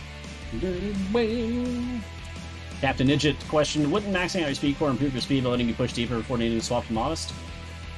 Yes, it would. That's a good point. I actually have been feeling the itch to play the pipe game again, so it honestly would be fun for me at this point to dig in and try to epic out my speed core. Thanks for the suggestion. 00 Wizard 00 question. Garwar said to work on Split the Power. Split the party? Probably split the party. I tried twice, so with my current unlocked champs, I could not get past 14. Any recommendations? Yeah, definitely. Get on the Discord. Go to the Formations channel. Explain. Hello, everyone. I'm trying to beat Split the Party. Here are the champions that I have available. Please help me. And then the community can all, like, get together and do our best to try to give you specific advice. It's going to be really hard to give you suggestions without knowing exactly what your champion pool is that you're working with. So if you can provide a list or a screenshot and post in the Formations channel about your desire to beat Split the Party with what you have available, then that would be a huge help for us to help you. So do that, Wizard. Onyx Squared. Question, are there any patron feats that are a must? If not, I'll keep trying to get chests to get my non-champion Evergreen Champions purple. Thanks. Ooh, that's a new one. I don't think anyone's ever asked me that before. Let's check it out. Alright, so let's start with Mert. Okay, Athlete for Brunor. Bless for Keelik. I mean, if you use Keelik, sure. Centipede Mastery for Spurt. Spurt is honestly really good in the slot. Aw, Ariel, hey! Good to see you! Thank you for the well wishes. Yeah, today's good. Yeah, without getting, like, too into it, people who know me, are probably aware that I post about it on Twitter. I lost my cat, of over 20 years. She passed last weekend, not this past weekend, but the weekend before. And today I am getting her ashes back, finally. I've been waiting a week for that, so I'll be able to put them up on my display that I have set up for her, and then I can start to heal and move on. That was a very, very difficult time for me, but I am okay now. Okay. Oh, well, okay. Talking about feats that you want to get from the patron shop, Fortune's Favor for Jarlaxle.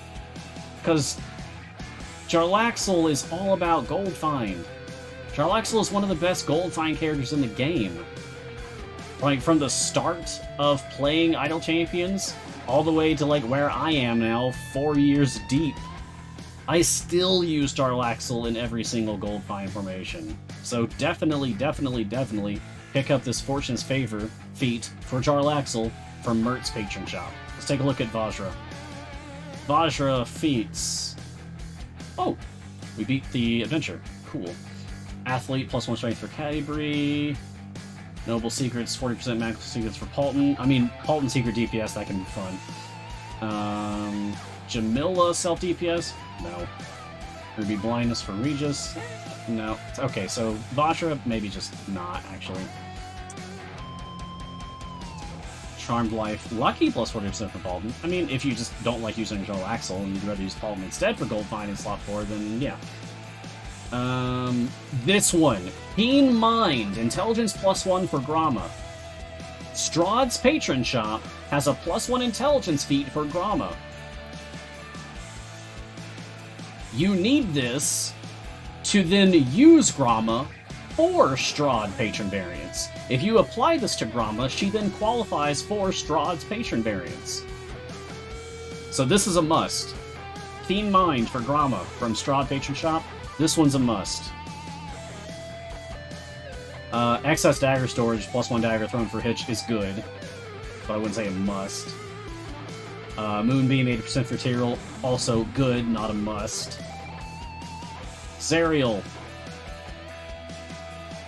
Okay, 80% Luck of Yondala requisition for Freely. Yeah, I don't have this yet. Woohoo! That's a good one. That's a good one. Yeah. Honestly, I should really prioritize this myself. I need to get busy with Zariel and actually unlock this one myself. What am I doing? Yeah, I need to get this. Company of Kobolds for Vinwin? No. Celestial Blessing for Neris? I mean, I like Neris, but that's not important. Surprise Terrain Feat for Talon? Also, I like Talon, but that's not super important. Yeah, so I'd say the Jarlaxle feat from Mert, the Gromma feat from Strahd, and then the Freely feat in Zariel. Those are the three that I would prioritize. Alright, let's wrap up this adventure that we've got right here, so we can check what variant we get from this one.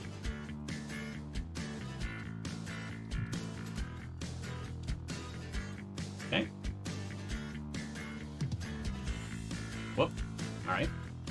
Alright, so we just completed Friends and Foes base adventure, and now we've got... Oh, this is fun! Oh, this is fun! So, Cold as Ice base adventure has a variant called Keep Your Friends Close. Friends and Foes base adventure has a variant called And Your Enemies Closer. So, keep your friends close and your enemies closer. I see what you did there. As the factions within Ythryn close in around the champions, the Professor Orb makes its move. Complete area 600. The Professor Orb appears in each area with 3 armored HP. Until it's destroyed, all enemies are invulnerable. Champions will prioritize attacking the Professor Orb if possible. Only champions with intelligence 14 or higher can be used. Interesting. We're gonna start this one so that we can see like what champions are available to be used and see about building a formation.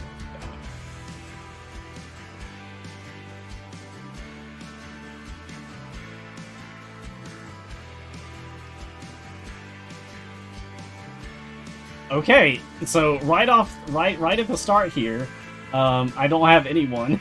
I don't have anyone out here. So Esmeralda, no one in slot 2. Fun. And I'm now realizing, okay, it's been a long time since something like this has come up. I don't have any gold. Now I have gold. So whether you have to use familiars, or you could always just, just toss out a bounty contract, get a little bit of gold that way. Whatever you need to do to get the adventure started. But it's at least started now. Alright, so let's just get Esmeralda out there. No one in slot 2. Slot 3, Artemis! Great! We might have to do an Artemis DPS formation. Oh boy. Jarlaxle or Baloth. We'll go Jarlaxle for now. Dadius or Xander. Or Prudence, actually. Hey Dadius, are you still a DPS? You are! Ashara, Krond, Alindra. Ashara, definitely. Adibri, Jim, Frida.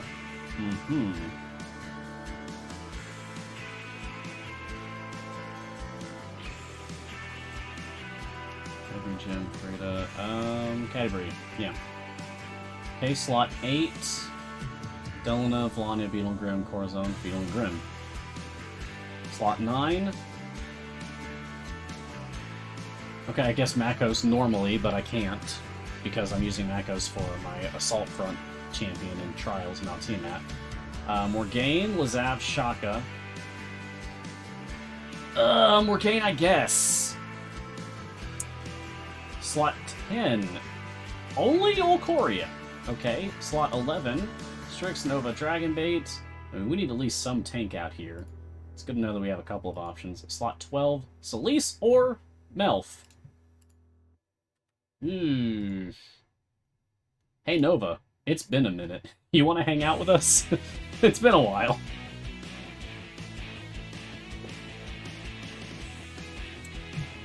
Okay, this is a team. This is definitely a team that exists in my game right now. How do I even want to set this up? Do like this? Want same. And I want to observe. Okay,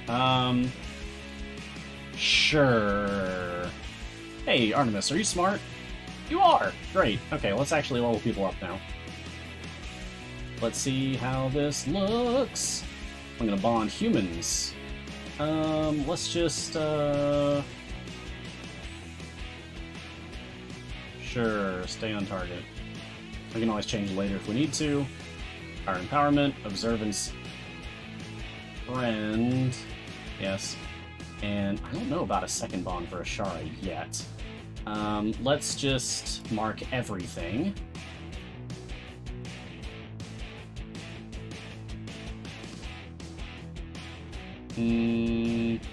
Let's just do mass appeal so we don't have to worry about it. Okay, well, as clever as me is probably more applicable for this one. Follow up. Let's do still adjacent. Chip away! We can do tight formation because we do have 6 adjacencies around Morgane. Alright. And we can do, sure, the long game for when it gets further in. Alright. So it looks like this is a workable team for me.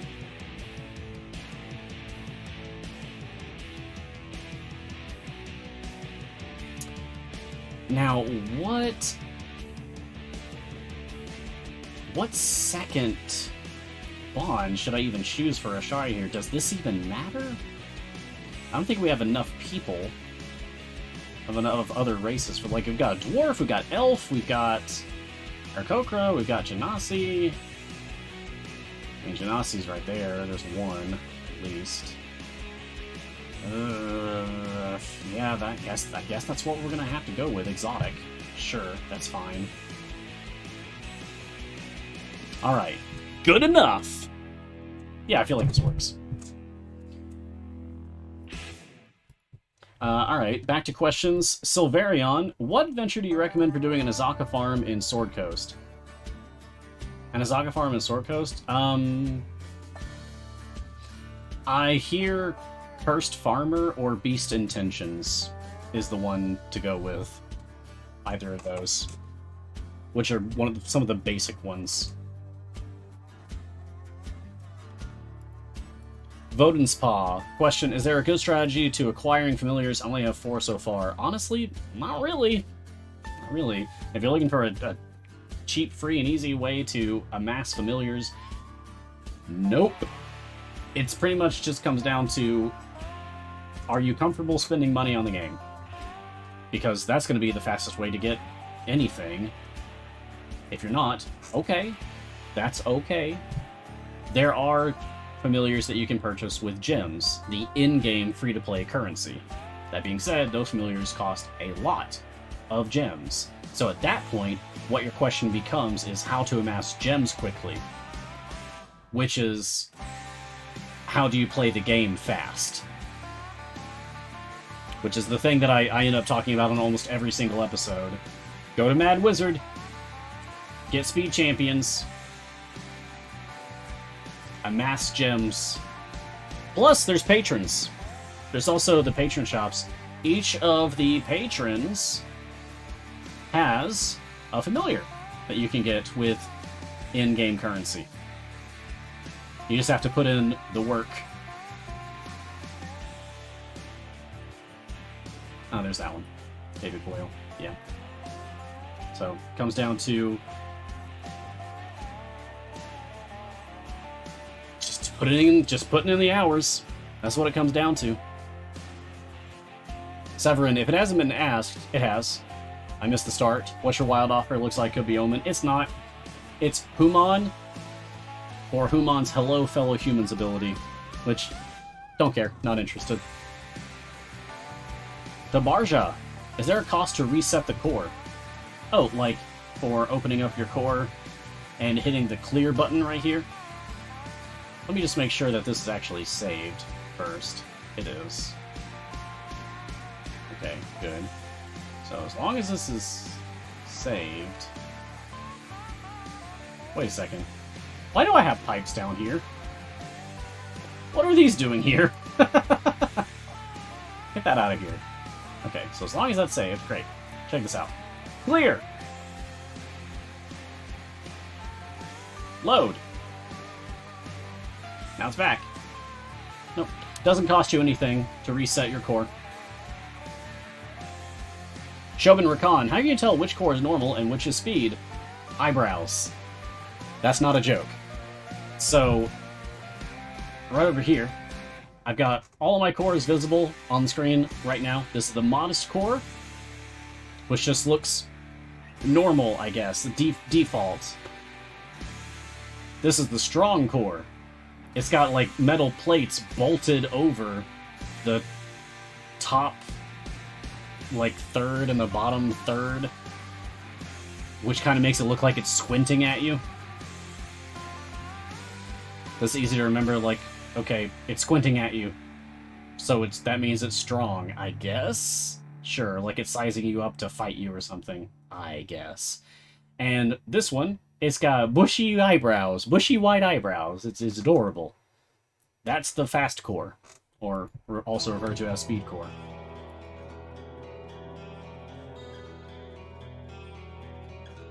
That's how you tell. Zhuang. Anyone know which adventure you need to do to get Helm's Deep faction? Oh,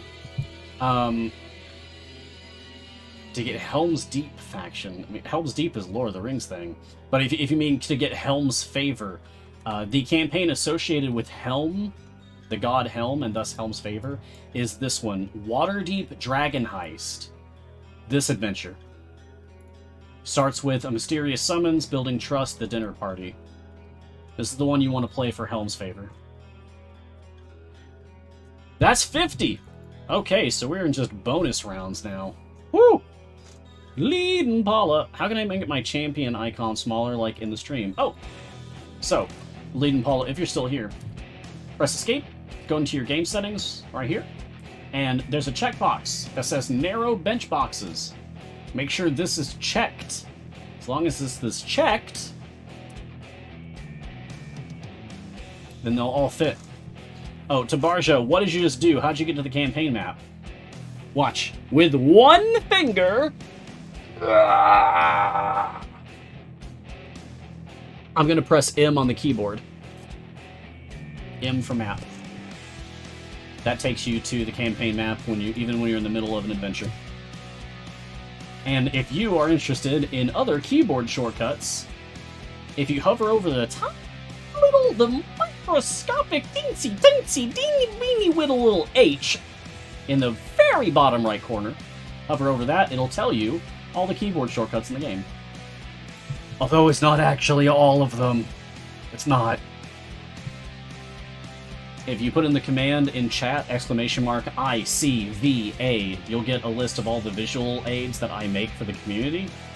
And the last one in that album is the keyboard shortcuts visual aid. And that one will actually tell you all of the keyboard shortcuts that exist. There you go. Thank you, Penlair, for getting that up in chat. And Kiwi for trying. And Expletive for trying. So there you go. Form Boy. Who would you suggest for a 12-slot character for new players? Interesting character. Okay. Interesting question. For new players, well, Asaka. Always. But let's say maybe event characters, because that's going to be easier to grab someone from a time gate than it might be to put in the work to unlock Asaka, I guess. It depends. Do you want speed? Melf. Do you want power? Zorbu. That's it. If you want a different tank, go Solis. But there are better tanks.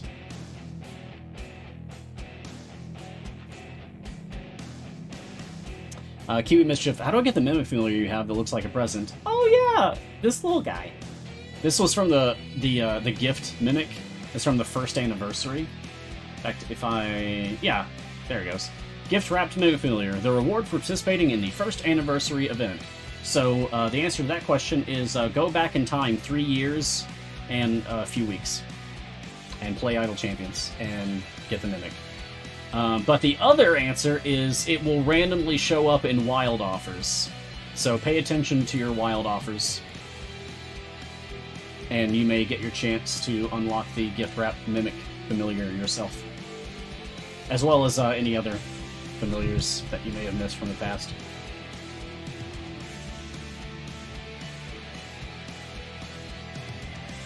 Can you use the top left menu when not running an adventure? Zoan.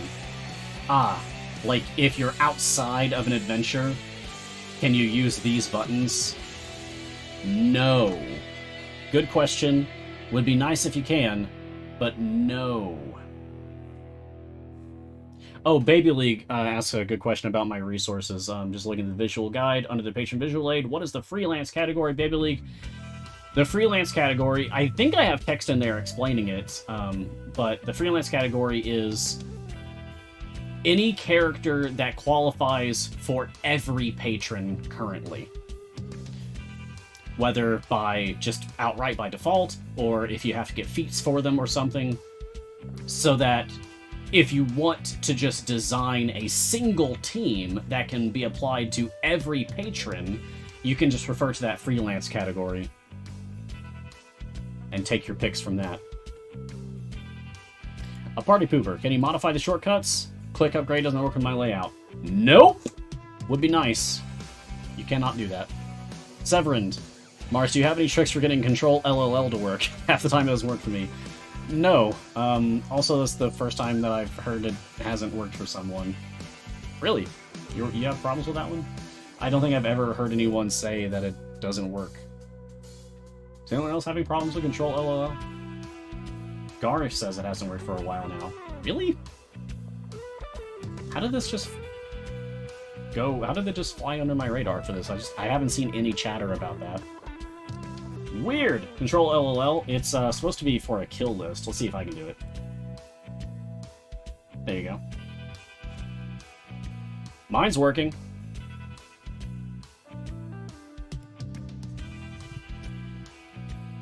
Of course, I don't know how to make it go away now. Yeah, and I'm on Steam, by the way, in case anyone is curious. You can't get it to work at all? Really? Huh, maybe we should compare notes sometime about that. Gar. Oh, there's the hide button. I see. Thank you. Thank you, Glassjaw. Alright, I should start wrapping up here. Can we get one more question? Just one more?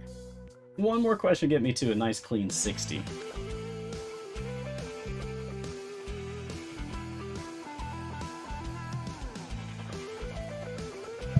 That's okay, even if we don't.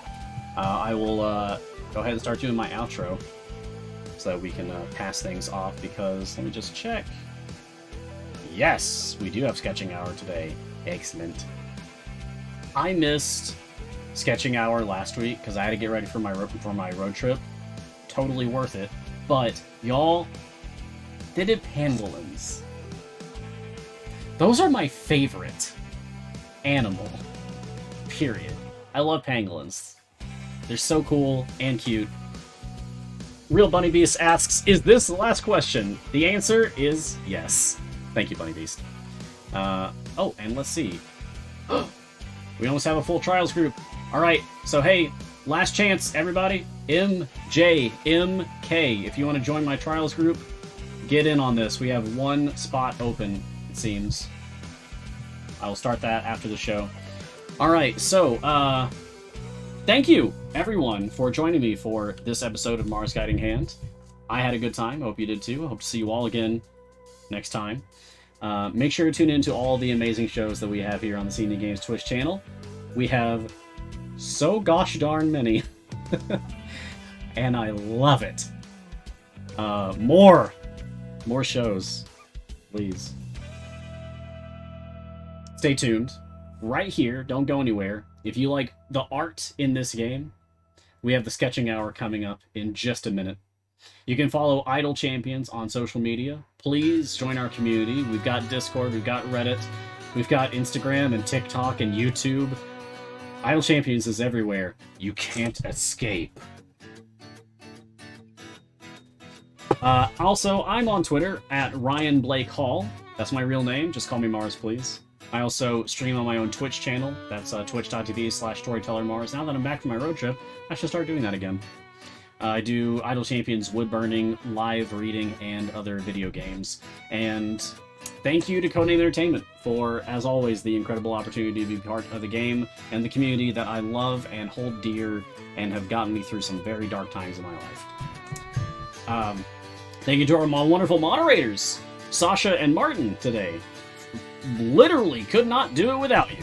So, appreciate it. And wherever you are in the multiverse, stay safe. Be kind to others, be kind to yourself. Do a kindness. Find someone who needs help today, even if it's just answering a question for someone in the Idle Champions community. Do something nice for someone else. That's all I'm asking. Make the world a little bit better today than it was when you woke up this morning. And I'll see you next time. Until then, look sharp, everyone. Whew. La da da da is the moderator Mars.